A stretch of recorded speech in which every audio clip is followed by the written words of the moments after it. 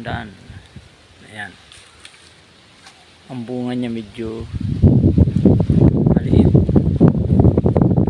Kasi agad akong nagpalaki ng followers ito. Ayan.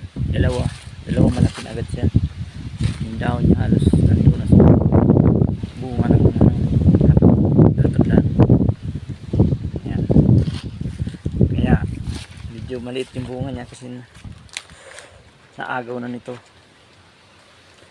Yung paglalagay natin ng abono, kinakain ng dalawang to, may kaagaw siya. So kaya dapat medyo control muna sa suhi. Kung magpapa-lures man tayo, kailangan yung malapit na siyang magpuso. Ano to, ito malaki na siya. Malaki yung bunga niya. Yung followers niya ito medyo maliit pa. Dalawa medyo maliit pa. Yung dahon niya hindi pa abot dito sa bunga. May followers siyang malaki ito. Nandiyan siya. Pinutol ko gawa ng makaka-apekto yan sa bunga.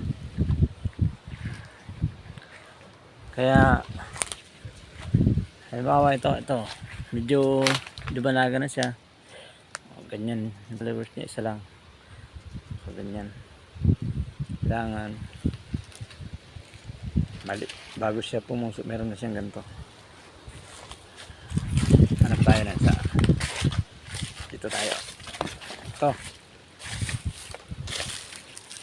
Ito malaga yung followers niya. Ayan, so ganyan pa lang. Ayan. So hindi pa siya makakaagaw ng sustansya dito sa latundan na to bago siya bunga. Kasi maliit pa yung ano niya, niya followers. Ito wala pa siya, hindi ako followers dito. Ito ayan, malapit siya. Yan, may mga followers pero pinutol ko na ngayon dyan.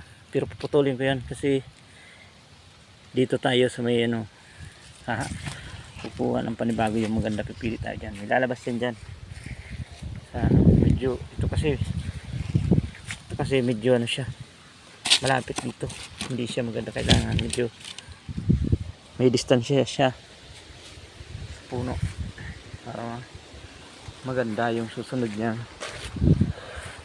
followers. Yan. Malaki na yung ano niya. So yan, dalawa yung followers.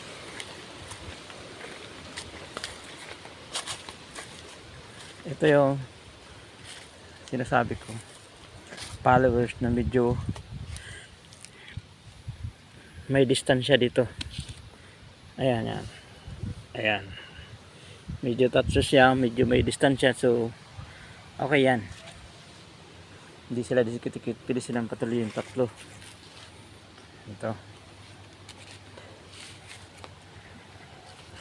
Sige, ganito lang.